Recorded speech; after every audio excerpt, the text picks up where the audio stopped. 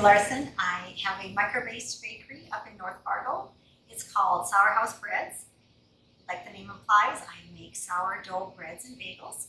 I've been doing this for about 3 years now. I am at area farmers markets, pop-up markets, and I have a website where people can order online when we do our occasional bread drops. I absolutely love it, and I'm so glad to be here today to make my cheddar and green chili sourdough beer bread. So to get started, we are going to go with a cup of sourdough starter. So sourdough starter, you actually have to start this step about a week earlier to make and build your starter. And starter really is just flour and water that you let sit for about a week, and each day you're adding some flour, throwing some water in, taking some out. And it's a process, but it's not a hard process. If you go to kingarthurflour.com, you're going to find some really good instructions. So you'll want to check that out. So to the starter, we're going to add a cup of beer. Actually, it's a cup and 2 tablespoons of beer. Doesn't matter what kind of beer. Though it probably is a good idea to use a darker beer, maybe an ale or a stout, something like that. You're just going to stir it around, let it get a little bit milky. Just get it mixed in there. And then to that, you're going to add 3 cups of flour. And I'm using bread flour here, but you could use all-purpose. You could do a combination of white flour and whole wheat flour. It doesn't really matter, but bread flour I do like to use because it has a higher protein content, which then ultimately gives you kind of a softer bread. So I'm going to hurry up and mix this around. I actually often just use my hands. I kind of prefer to use my hands because then you can really get in there and kind of feel what the dough is doing. But for the purpose of not making too much of a mess, I'm going to use a spoon today. And you don't have to do a lot of mixing. Really, all you want to do is just kind of get the flour somewhat mixed in, like that. And then what you're going to be doing at this point is letting it rest for about a half an hour. And that rest period is called an autolyse. I think it's a French term, but really it's just a fancy term for rest. And it's kind of an important step, though. You shouldn't omit it because, or you shouldn't take out the step, because while it's resting, the flour is absorbing the liquid, and the gluten's forming, and the starches are kind of forming, which really then ultimately gives you a better dough consistency and a better flavor.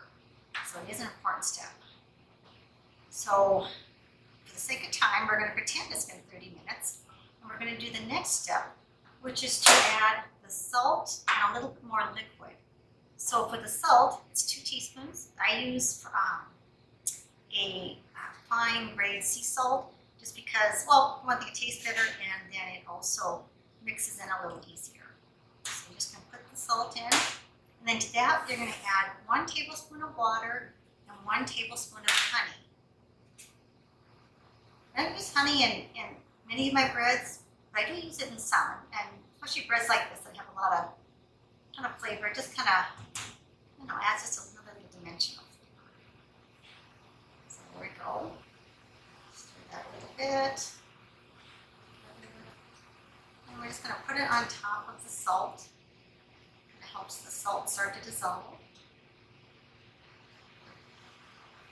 And this point, I do use my hands, and I think it's kind of important to use your hands so that you can really kind of feel what the dough is doing. And you can feel at what point the salt gets fully incorporated. If you don't want to use your hands, you can certainly use a mixer, ideally like a stand mixer with a dough hook. You're just kind of mixing it in, kind of almost about pinching it, to be honest. Just kind of starting to get it to look like dough. It shouldn't take more than 30 seconds to a minute. Stir it in like that. Okay. Alright, this is where it gets kind of messy. So at that point, what you're going to be doing then is letting it rest, or actually kind of start to rise for about 45 minutes. If you want to cover it, so just kind of let it rest. So this would be an example kind of at that stage after it's rested for that 45 minutes. Then this would be the point then when you stir in or add in any of your extra ingredients. So like in this case, I'm doing the cheddar, a sharp cheddar cheese, a half cup, and a quarter cup of green chilies, just canned green chilies. Now you could do other things. You could add different kind of cheese. You could add fresh chilies. It's really kind of whatever sounds good to you. I'm doing the cheddar cheese and chopped green chilies. They're mild chili. So how you kind of mix this in actually is with a series of stretch and folds. And that's kind of key to bread baking, or at least this style of bread baking. So you're not kneading ever, you're stretching and folding. So stretch and fold, stretch and fold. And this first, we're going to do this 3 times throughout the course of making the bread. But this first time around, you can be a little bit more strenuous. You can, I'd say, at least about 8 times around. You're going to stretch and fold. So, kind of like that. And each time you do it, it's kind of fun because each time you do it, it starts to look more and more like bread dough. It gets softer and puffier and just feels better and better on your hands. So there you go. That is the first fold. So then you're going to let it sit again for about, 45 minutes. There's no real hard and fast rules on this, but generally about 45 minutes to an hour. You let it sit, and then you're going to do that stretch and fold again, but this time you're going to be a little bit more gentle. You're going to just go 4 or 6 times around. And then you're going to cover it, let it give it another hour, and then you're going to do it one more time, that stretch and fold. And then you're actually going to let it sit for about 2.5 to 3 hours. It takes a while to make sourdough bread. And I always often kind of say that, there's only 3 ingredients in sourdough bread, the flour, water, and salt, but really there's a 4th ingredient, and that is time. To make good bread, you have to give it time, because it's just so much happens during that time. It's, where the flour is actually kind of like pre-fermenting, and it's just, there's lots of stuff going on that builds the flavor. So this would be kind of how the dough would look after it's sat then for that 2.5 to 3 hours. I was hoping you'd be able to see, kind of can see there's some little, you can see some air bubbles on the side. So it's kind of showing that it's starting to rise. Ideally, you'd want it to be able to have risen, like 1.5 times the volume. So what we're going to do now is we're actually going to turn it out of the bowl onto the counter and form it into a loaf. So here you want to really be gentle, because you don't want to, you want to just be careful so you don't lose any of that air that's trapped in the dough, because that's what's going to give you those nice, that nice bread consistency. Call it a bread crumb. So what I'm going to do is, it's just like, I always think of it as making an envelope in a way. So you're going to kind of go the bottom first, stretch it up, and the side, stretch it over, other side, stretch it over, last side, all the way over and around. And then you just kind of start turning it. And it's hard to kind of explain it. You'll feel it when you do it. But each time you turn it, kind of drag it towards you. And then you're kind of building the tension in the dough.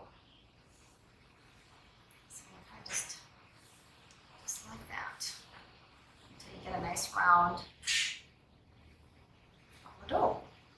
So, and then what you're going to do is turn that dough into some kind of a container. So you can use a banneton, which is like a kind of a wicker kind of basket that's got a linen covering, or you can just grab a bowl and line it with a clean towel and sprinkle the towel with some flour, and that works just as well. But I'm going to go ahead then and put it in smooth side down, so it's going to go like that, and then it's going to hang out there for about at least a couple hours.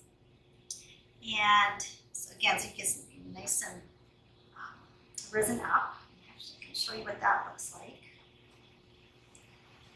So when it's all risen and ready to be baked, it's going to look like that. So it's kind of like jiggles. It's kind of puffy and nice. So this would be the point when you'd be able to start baking it. And I'm going to just talk a little bit about the baking. Actually, about an hour before you're going to be putting it in the oven, you want to put your whatever you're going to bake it in. I really recommend going with these cast iron pots. They are they just really work well. They really simulate a professional oven. And this is a 4-quart size. You can use 5 quart, 6 quart. I just wouldn't recommend doing anything more than a 4-quart. But you go ahead and put it in the oven, and then turn the oven on to 475 degrees, 475, and then let it warm up for a good hour and a half, maybe even, so it gets really, really hot. So, assuming, kind of pretending that we've done that, we're going to then get this ready to go in. So another kind of important point is to sprinkle rice flour on the bottom. I guess in the way this will be the bottom of the loaf that you're going to be putting on the top there. Rice flour just really, it works better than wheat flour. It just kind of doesn't stick to the dough, but it prevents the dough from burning. So it's really a good little tip. The other thing, how to know when your dough is ready to be baked is I call it the finger dent test. And you just make a little indentation with your finger. And if the dough comes right back up, it's ready to be baked. There, it comes right back up, but it doesn't, but it leaves a little bit of a dent. I guess how to come.